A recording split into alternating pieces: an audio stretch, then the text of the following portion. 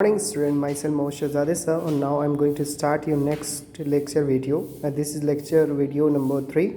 Now today once again I'm going to start this video. I'm just try to tell you about your subject, how many books are there, and how many marks are there, and this is in that subject involvation of practical also. So that's why I just told you. First of all, economics में student दो subject books होंगी, एक होगा micro, दूसरा होगा हमारा Indian economy. Macro economics में 40 marks होंगे एंड इंडियन इकोनॉमी भी 40 मार्क्स के होंगे। दोनों में 10 मार्क्स इन्वॉल्व हो जाएंगे प्रैक्टिकल में। तो प्रैक्टिकल का आपको जो कॉन्सेप्ट सिखाया जाएगा, बताया जाएगा, जिस तरीके से आपने 11th क्लास में प्रैक्टिकल की फ़ाइल बनाई है वो ऐसी नहीं बनेगी यहाँ पे।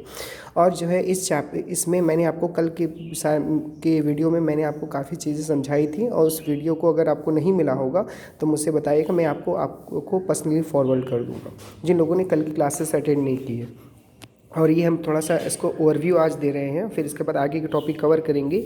Indian economy on the eve of independence, यानी आज़ादी से पहले हमारी इंडिया की पोजीशन क्या थी, यानी हमारी आज़ादी से पहले जब हम जो है 1947 में जब इंडिपेंडेंस मिला, हमें आज़ादी मिली, तो आज़ादी से पहले हमारी इंडिया की पोजीशन क्या थी, हम कितना डेवलप थे, कितना एजुकेटेड थे, कितनी हमारे अच्छी टेक्नोलॉजी, हमारे पास अच्छी सर्विसेज की फैसिलिटी थी वगैरह की थी कि नहीं थी, उन सारी चीज़ों के बारे में यहाँ पे एक्सप्लेन करेंगे।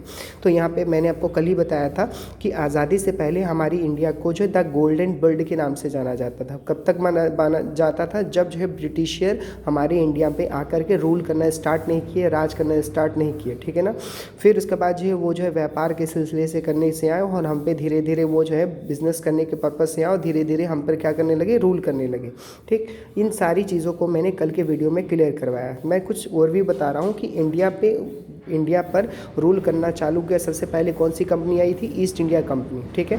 और फिर ईस्ट इंडिया कंपनी ने जब रूल फिनिश किया, तो फिर उसके बाद उन्होंने सौंप दिया किसको? ब्रिटेन के पार्लियामेंट को, और लगभग उन्होंने 200 ईयर्स तक उन्होंने हम पर क्या किया? राज किया।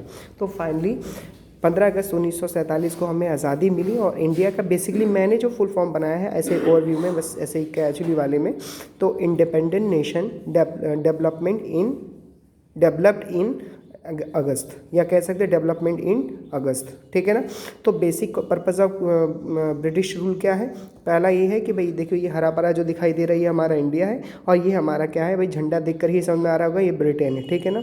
तो ब्रिटेन वाले जो ब्रिटिशर जो हमारे पास आए, अंग्रेज जब हमारे इंडिया में आए, किस लिए आए?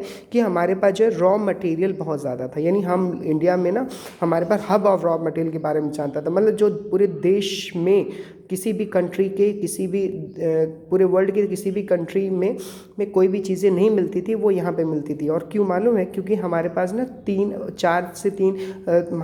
3 बेस्ट वेदर थे, जिसकी बेसिस पे 3 ऐसे मौसम थे जिनकी बेसिस पे हमें एक एवरेज बेसिस पे ठंडी मिलती थी, गर्मी मिलती थी, और बरसात भी होता था, जिससे हमारी एग्रीकल्चर में हमारी ग्रोथ हो सका, और हम लगातार इंक्रीज़ करते चले गए। तो ये जो है ना, तब ब्रिटिशर जब आए, उन्होंने देखा तो क्यों ना हम इनसे क्या करें, रॉ मटेरियल परचेस करें। तो वो हमसे रॉ मटेरियल परचेस करते, वापस कुछ दिनों बाद ही हमें फिनिश गुड्स में कन्वर्ट करके ला करके हम ही को बेचते थे। और फिर उसके बाद जो है वो कितना ज़्यादा वैल्यू एडिशन करते थे, आपको ये समझ नहीं पाएंगे, आप ये सोच नहीं पाएंगे, because you don't know about that, how can you manage for that situation. तो first of all India raw material को सेंड करता था किसको? ब्रिटेन को, और ब्रिटेन वाले उसको फिनिश गुड्स में कन्वर्ट करके उसमें एक्स्ट्रा से ज़्यादा, मतलब 10 टाइम से भी ज़्यादा आप कह सकते हैं वैल्यू एडिशन करके वापस हमें as a raw finish goods वो हमें प्रोडक्ट को भेज देते थे। जैसे कॉटन हो गया, हैंडीक्राफ्ट हो गया, टेक्सटाइल हो गया, जूट, ये हमारे रॉ मटेरियल यहाँ से मेन पर्पस के जो जाते थे यहाँ से, और वो हमें वापस फिनिश गुड्स में कन्वर्ट करके हम ही को ला कर ही बहुत ज़्यादा वैल्यू एडिशन करके दे देते थे। मतलब ये समझ लिए टेक्नोलॉजी, एजुकेशन और इस रॉ मटेरियल किस तरीके से यूज़ करना है, हमें सब चीज़ों के बारे में जानकारी ना होने की वजह से इन्होंने इतना ज़्यादा हमारा एक्सप्लॉयटेशन किया कि आप एक्सपेक्ट नहीं कर सकते।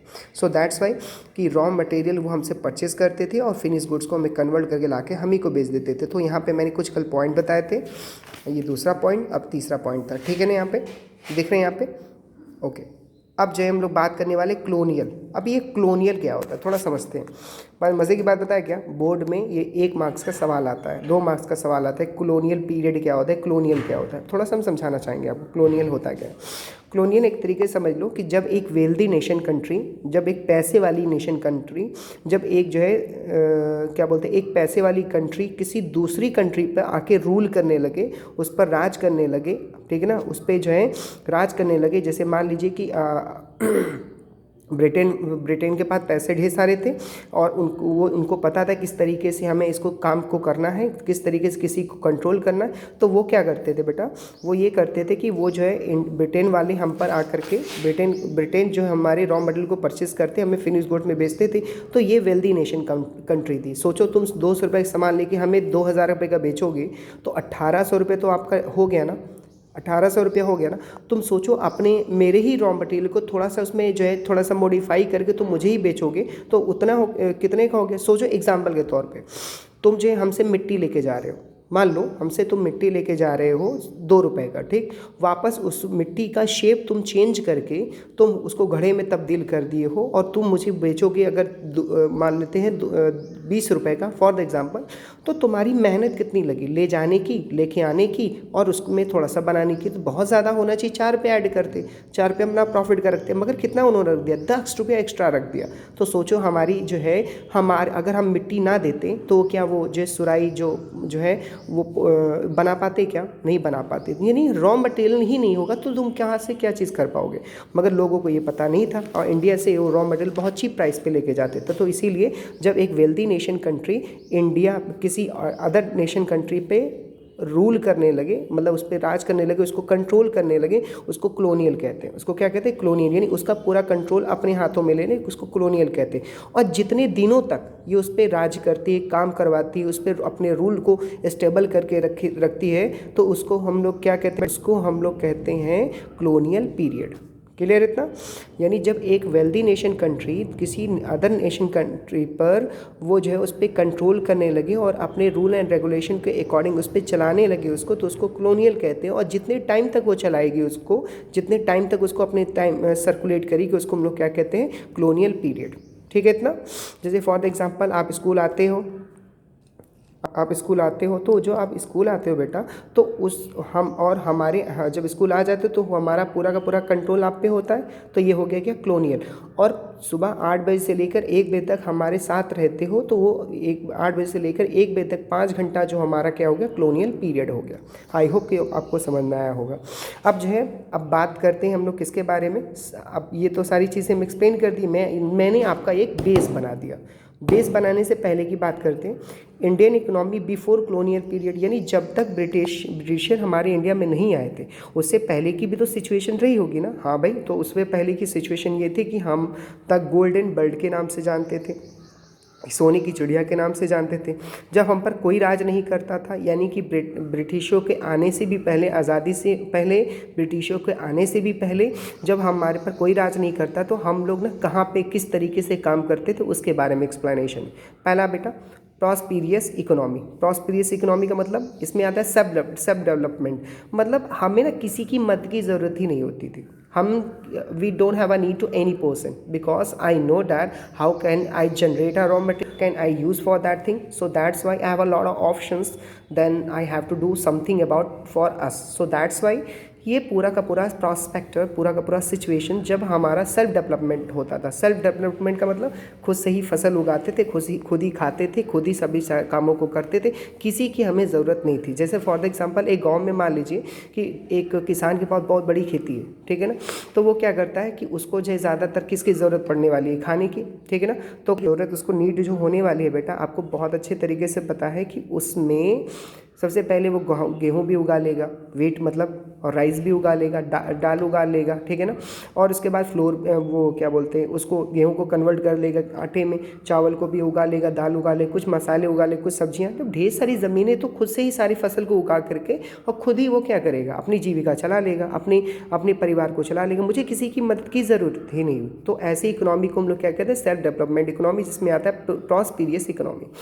अगेरियन इकोनॉमी का मतलब आप तो जानते हैं कि हमारी आज़ादी से पहले हमारा जो लाइवलीहुड का ब्रिटिशियों को आने से भी पहले हमारी लाइवलीहुड का जो एक ज़रिया जो था वो क्या था, एग्रीकल्चर। और लगभग एग्रीकल्चर में 85% से भी मैक्सिमम लोग आज़ादी से पहले यानी ब्रिटिशों के आने से पहले नियर अबाउट 16th सेंचुरी में हमारी जो लाइवलीहुड का जो मेन पर्पस था वो क्या था पता है, एग्रीकल्चर। यस बेटा, आपने बहुत अच्छा जज किया, एग्रीकल्चर। क्यों बेटा? क्योंकि स्टूडेंट्स आपको पता होना चाहिए कि पूरी हमारे पास ना टेक्नोलॉजी थी, ना वेल एजुकेटेड थे, ना ही हम सर्विसेज फैसिलिटी प्रोवाइड करने में हमें पता था, तो इसीलिए हम एग्रीकल्चर पे ज़्यादा इन्वॉल्वेशन थी। और उस वक्त कहा जाता है कि 2/3 economy are engage in agriculture, मतलब उससे भी ज़्यादा मान सकते हैं, अप्रॉक्सीमेट कह सकते हैं आप इसको। 2/3 wait a minute, approximate economy are engage in agriculture. Clear इतना? फिर अब आता है वेल नोन हैंडीक्राफ्ट इकोनॉमी, मतलब हम समझ सकते हो तुम कि हम ना वर्ल्ड फेमस थे हैंडीक्राफ्ट के कामों में, जो जिसको हिंदी में कहते हैं हस्तकला। हस्तकला का मतलब उसको संधि विच्छेद करेंगे तो हस्त का मतलब हाथों से, कला मतलब हाथों के द्वारा बनाए हुए जो है ढेर सारे सामान, जो हम जो है पूरे वर्ल्ड फेमस थे। मतलब एक तरीके से समझ लिए, आपने एक नाम सुना होगा रेशम का कपड़ा, ठीक है ना? आपने सुना होगा कि एक छोटी सी रिंग में एक छोटी सी रिंग में से पूरी की पूरी शॉल, पूरी की पूरी साड़ी, पूरी की पूरी जो है कपड़े एक रिंग से निकल जाते हैं। मतलब नॉर्मली जो रिंग पहनते हो ना तुम उंगली में, उसमें से अगर हम इधर से क्रॉस करके निकालें ना तो इतना ज़्यादा सॉफ्टनेस था हैंडीक्राफ्ट के कामों से, हम इतना ज़्यादा मतलब डेवलप्ड थे अपने आप के लिए कि हम जो ना एक छल्ले से हम पूरी की पूरी शॉल और साड़ी निकाल सकते हैं। आपको बड़ा मजाक लग रहा होगा बट ये फैक्ट था, ठीक है? तो हमारा जो था कि हमारा हैंडीक्राफ्ट वर्ल्ड फेमस था, और यही चीज़ उन लोगों को बड़ा अट्रैक्ट की, किनको? वही अंग्रेज़ों को भाई साहब, जिन्होंने अपना डेवलपिंग करने के लिए हमारी वेल्थ को, हमारे पैसे को ड्रेन कर दिया, बहा दिया, पूरा का पूरा यूज़ कर ले गए। तो यहाँ पे हमारा है वेल नोन हैंडीक्राफ्ट इकोनॉमी। पहला इसमें आता है cotton, silk, metals, stones, jute, ये सब किस में इस्तेमाल होते हैं? हैंडीक्राफ्ट में। आप कहेंगे सर कैसे मेटल वाला? आइए, आपने देखा होगा बचपन में या आप अपने पापा के यहाँ देखिए तो पापा ने आपके कुछ ऐसे पेन का भी इस्तेमाल किया होगा कि पेन पे डिज़ाइन बनी रहती थी। जैसे पेन है ना, तो उस पे ना बेहतरीन जैसे मोतियाँ लगी रहती थी, यहाँ पे शीशे छोटे छोटे लगे रहते थे, उसके ऊपर के नॉब को ओपन करिए तो उसमें से स्याही फिर निकलती थी। और आपने तो वो वाला भी वो स्याही में डुबो करके जो लिखा जाता था पुराने ज़माने में, वो भी एक तरीका था। अब वैसा मिल पाएगा क्या? नहीं मिल पाएगा, और मिलेगा भी बहुत कॉस्टली मिलेगा। तो हैंडीक्राफ्ट वाला काम हम हाथों से बनाए हुए चीज़ों को इस्तेमाल करते थे, और यही हमें और कंट्रियों से सबसे अलग करती थी। क्लियर? तो आई होप कि ये जो पूरा कॉन्सेप्ट मैंने आपको समझाया आपको समझ में आया होगा। मैं एक छोटा सा और वीडियो आपको सेंड करता हूँ और फिर इसको देखेंगे, और फिर उसके बाद नेक्स्ट लेक्चर वीडियो से इंडियन इकोनॉमी के टॉपिक को समझना अब स्टार्ट करेंगे। अब मज़े की बात आपको पता है क्या आप कहेंगे सर एक बात बताइए कि जब हम जो है हमें ज़रूरत ही क्या पड़ गई है? सुनिए, हमें ज़रूरत ही क्या पड़ गई जब रॉ मटेरियल लेके जाते हैं और ये हमें फिनिश गुड्स को बेचते थे, हमें ज़रूरत ही क्या पड़ती? जब हमें पता चल गया कि ये जो है लेते थे 200 रुपये का, हमें 2000 का बेचते थे, क्यों हम इनसे खरीदें? हम किसी और से खरीद ले। भाई साहब वही तो मसला है ना, वही आपको पढ़ाना है, वही तो आपको समझाना है कि आप तो बेचते थे और फिर लेते थे, मगर आपके किसी न किसी के पास तो दिमाग ये होगा ना कि सर हमेशा सभी लोग जो है उसी को क्यों बेचेंगे, किसी और को नहीं बेच सकते? नहीं, जब ब्रिटिशर आए ना उन्होंने रिस्ट्रिक्शन लगा दिए, फाउंडेशन लगा दिए, बैरियर्स लगा दिए कि भैया बेचना है सिर्फ हम ही को, खरीदना अभी है हमें ही, सिर्फ आपको, ठीक है ना, किसी और से नहीं कर सकते। और ऐसा क्यों हुआ, कैसे हुआ, वो सारा का सारा हम नेक्स्ट चैप्टर में आपको समझाएंगे, और यकीनन बहुत मज़ा आएगा पढ़ने में आपको, ठीक है? और आपको तो जानते हैं मैं जो कहता हूँ वो ज़रूर होता है, ठीक है? तो बच्चा चलो नेक्स्ट वीडियो की तरफ हम लोग पोस्ट सेट करते हैं।